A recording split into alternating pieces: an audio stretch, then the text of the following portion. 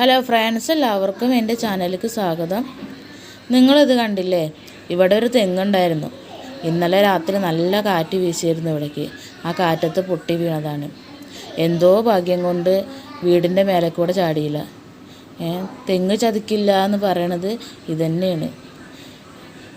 ഈ തെങ്ങ് അപ്പുറത്തെ സൈഡിലേക്ക് വീഴുകയാണെന്നുണ്ടെങ്കിൽ ഞങ്ങളുടെ വീടിൻ്റെ ഒരു ഭാഗവും ഞങ്ങളുടെ ബാത്റൂമും മതിലൊക്കെ പൊളിഞ്ഞ് ചാടേണ്ടതായിരുന്നു. ഇപ്പോൾ ഇത് ഞങ്ങൾ മറുത്ത് ഷീറ്റ് വിരിച്ചിട്ട് ആ ഷീറ്റിൻ്റെ ഒരു സൈഡ് മാത്രമേ പൊളിഞ്ഞിട്ടുള്ളൂ. കുറച്ച് വാഴയും അതല്ലാണ്ട് വേറെ ഒന്നും പറ്റിയിട്ടില്ല.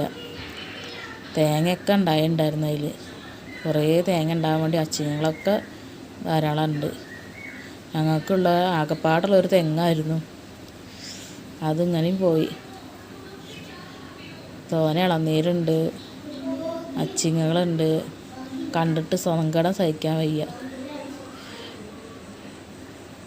ഒരു തേങ്ങ കടയിൽ നിന്ന് കാശെടുത്ത് വാങ്ങണമെങ്കിൽ നല്ല വിലയാണ്. അവനവൻ്റെ വീട്ടിലൊരു തെങ്ങുണ്ടെങ്കിൽ ആ തെങ്ങിൽ നിന്ന് വീണ് കിട്ടണ തേങ്ങ നമുക്ക് ഉപയോഗിക്കാതിരിക്കായിരുന്നു. ഇനിയിപ്പോൾ അതിന് മാർഗ്ഗമില്ലാണ്ടായി. തെങ്ങിങ്ങനെ വീണിറങ്ങി കണ്ടപ്പോൾ സങ്കടം സഹിക്കാൻ വയ്ക്കില്ല. എന്നാൽ സന്തോഷമുണ്ട്. കാരണം ഈ തെങ്ങ് ഇങ്ങോട്ടല്ലേ വീണത്. മറ്റേ വശത്തേക്കാണെന്നുണ്ടെങ്കിൽ ഞങ്ങളെ വീട് പോയിട്ടുണ്ടാവില്ലേ? കണ്ടില്ല, തെങ്ങിൻ്റെ ഉൾവശമായി കാണുന്നത് പകുതി ഗുഹ പോലെ, ഉള്ളിൽ പകുതി ചതലും മണ്ണായിരുന്നു തിന്നു. ഒരു സൈഡിലായിട്ട് അതിലാണ് നിന്നായിരുന്നത്. ദൈവമുണ്ട്.